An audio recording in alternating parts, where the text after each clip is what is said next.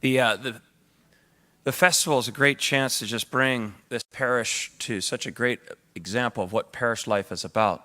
A family of families gathered around Christ to try to invite a community to continue to grow and to work together. It's incredible to see the ages from the littlest to the oldest, and working together, whether it be making food, handing out prizes, and it's just so incredible to see all that happen. And I keep having to think to myself, this is not my family. I mean, my blood family, because our family has a big family reunion coming up in a couple weeks, and the numbers are very similar. So it's kind of interesting. Keep having to wake up and say, these people don't actually, they're not like related, you know? It's just a nice spiritual family of families, and you see that. It's great. So I was being stalked by this one couple, go throughout, and they kept following me, and you bump into people, and they're just waiting, and finally they pounce on me, and their mom's right there. So I'm like, oh, I bet I know what's going on here. And they're like, Father, these two really need to talk to you. And she had this shiny thing on her finger, and you could tell that she was just bubbly like this. It didn't matter what she had to do. She was going to talk to me with her dear, nervous little guide right next to her. So anyway, they come up to me. They said, Father, we just got engaged.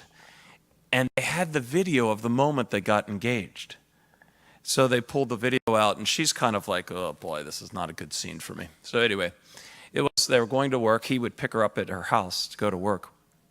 And he was running late, and she was furious. So the video starts with her face just looking gloomy. She was sitting in this chair in such a posture that she was just ready to just come out firing. And her eyes were droopy, and she was just pouting like this. And you could see it right in the video. She had these facial expressions. And then when he walked into that room late, oh my goodness, you could just see it in her whole entire body.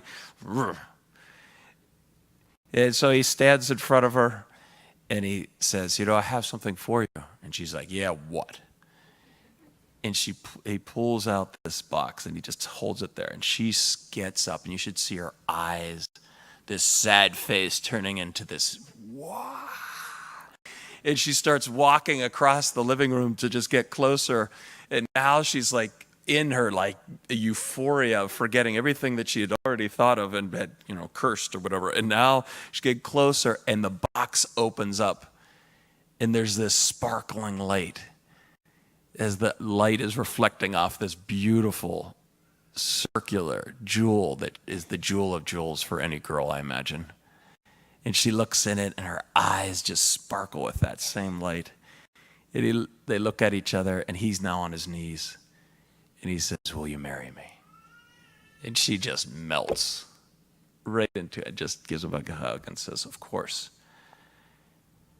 You see, Jesus, when he calls us to change. He calls us to not stay where we are. If we're being called by Christ, in other words, you hear in this opening sentence, Jesus summoned the 12 and began to send them. Two things. Jesus summons and then he sends. In other words, he calls to commission. His voice goes out to each of us. He selects us as his beloved. And he selects us as his beloved because he can't stand the fact that we're not as happy as we could possibly be. He can't stand the fact that sometimes we get bored with life, frustrated with life, and he's not a part of our life. And so he comes into these frustrating moments of our life to give us something more sparkly even than an engagement ring. And that is the divine calling to be selected by our Creator, the one who put together this whole entire universe, the one who put together all these little details on your fingers. You have an iPhone 6, and if you plug your thumb into it, I'm the only one who can plug my thumb into that. Nobody else can. We're the only ones with this stuff that we have, and God calls us through our great dignity of the individuality that we have. Last night I get to do my favorite phone call of the year. Usually happens around 11:30 at night. And it's awkward because usually I wake the person up because any sane person would be asleep at this point in the night. But we have about 100 or 200 stragglers around, and it's the last thing we do officially in the festival before we close it with Mass. And it's the call, It's the car call. And rarely do I actually call, so I've done this for about 4 or 5 years. But when you pick it out of this thing, and there was like 8,000 or 9,000 possibilities. And I always say, if you want to win the car, you got to buy a lot of tickets. It'll increase your chance of winning. So at any rate, I stick my hand in, I pluck it out, And I'm like, I didn't know who this person was. So we called them on the phone. And when we called them, the sister answered. Now, I have sisters. And she's like, that was my number. My brother put my number down. So now all of a sudden I have a family feud on my hands at 11:30 at night. This sister's claiming the car because it was her number, although it's his name. Anyway, they were all in good shape, but he unfortunately wasn't there. And so we're starting to talk to the family. And they said they were sitting around the phone waiting to see if they got the call at 11:30 at night. And I'm thinking, what in the world? I mean, I didn't, but anyway, he bought a lot of tickets, so he deserved it. He proved my theory correct. But that's just a call for a car, and that's exciting. But Jesus Christ calls us. He calls us every day. Then maybe we should be more excited about sitting around in prayer, hearing his voice call out to us with something more important than a car, more important than even, sorry, Kim, the 50-50 call. She's the one who does the 50-50. But more important than cash, a call to say that I love you, that I know you personally, that I call you by your name. And can you imagine God saying our name? He knitted us in our mother's womb. St. Paul says before all of creation, he already had this tremendous plan in place where you would fit in perfectly. You know, the other night, I don't know if it's going to work out. I'm trying to play matchmaker. There's these two people that are fabulous. One girl who came on our mission trip, she's been working with my sister for a while, and she's going to be a freshman at the University of Pittsburgh. And this other kid, who I won't mention because he'll get nervous. But anyway, and I was taking a picture with, I didn't really realize, it just was the fun. They say, Father, let's get a picture. And it happened to be 6 girls with me. And this boy was sitting there. He was like, sure, Father Jay gets all the girls. I was like, well, whatever. So I said, okay, you get in the picture. He's like, no, I'm not. So he ended up getting in the picture. But he ended up going next to one particular girl who I thought was quite an interesting one for him to be next to. And so I'm trying to match them up now. We'll see how that goes, to be continued for next week. But the thing is that God reaches out. He has a purpose for us. And those of you who have seen God play a role in your life, you look back and you say, that was so quote unquote random how that ended up working. Well, in God's eyes, his providence just demands one thing: our dependence. If only we would let God be God and not try to take his position over. Just let him make the call. Just trust him with your life. Just trust him with the smallest and the biggest decisions. When you listen to his voice, let him be the GPS. Even a guy who's named Amos from the year 850 BC will be talked about 3,000 years later. You know what Amos did for a living? He was like a pierogi pincher. Have you ever pinched pierogies? You haven't? You haven't lived until you've pinched a pierogi. Anyway, it's a Polish, little pasta. Well, I shouldn't say that. The Polish would kill me if I said that. But anyway, it's like a little doughy thing that you put potatoes. It's delicious. But you got to pinch them closed. Well, this Amos character, he was in charge of pinching fruit. He would go to the fruit and pinch them, pierce it just enough to let the juices out, and that's how the fruit would then gel and become juicy. So he would go around and pinch. That's what he did for a living. Some of us feel, I don't have the theology, I don't have the this or that. And God's like, you know what? I don't care about that.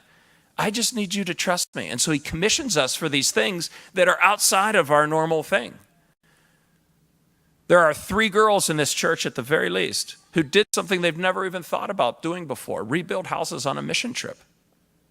And none of them had any clue. They probably didn't even know the difference between a plumb bob and SpongeBob before they got down to what they were doing. You know, those of us who are builders, we can speak like that, But there's these things, and also God puts us into these positions where we're like, I have no idea what I'm doing. And God's like, I know.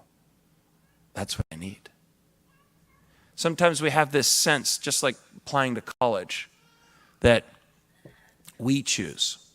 It's like the way to fulfill your life is doing whatever you want. That is just a terrible piece of advice. The way to get to heaven, the way to live fulfilled, is by letting God be God in our life and actually letting us follow his plan. So at any rate, sometimes we think it's like us applying to colleges. We have this list of colleges and we choose the college, which is a great thing to do. There's nothing wrong with choosing college. But that's not the way God works. These 12 apostles did not have, okay, I could do Rabbi Binyo, Rabbi Levi, Rabbi this, Rabbi that, and Jesus. I'm going to choose Jesus. No. That's normally the way it happened, but Jesus says, I chose you, you did not choose me. It's more like the Steelers, the general manager of the Steelers, Kevin Colbert, looking at all the possibility of the college kids coming out for football and choosing one of them to be his first-round draft pick.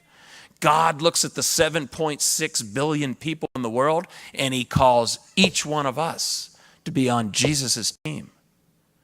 That's the commissioning that we get. We get called to be commissioned. And each of us has these talents. And so the question is, will we allow God to be God in our life to then lead us? We need that total dependence. And I'm going to finish with this, I promise. I know you guys are falling asleep back there. This is the last thing I'll say. I feel so wonderful to be able to walk around the festival and people are saying, oh, this is your last festival and this and that. I'm like, come on, why do we have to talk about that all the time? Can't we just be friends for right now? And I said, besides, you have to stick up with me at least until October 14th, so don't think you're kicking me out right now. But anyway, one of the things that they keep saying is, Father, why don't you jump for Jesus? I was like, I actually did go parachuting once, but why don't you jump for Jesus? And the thing is that when you go parachuting, you have to place your trust in the fact that that parachute is going to open up.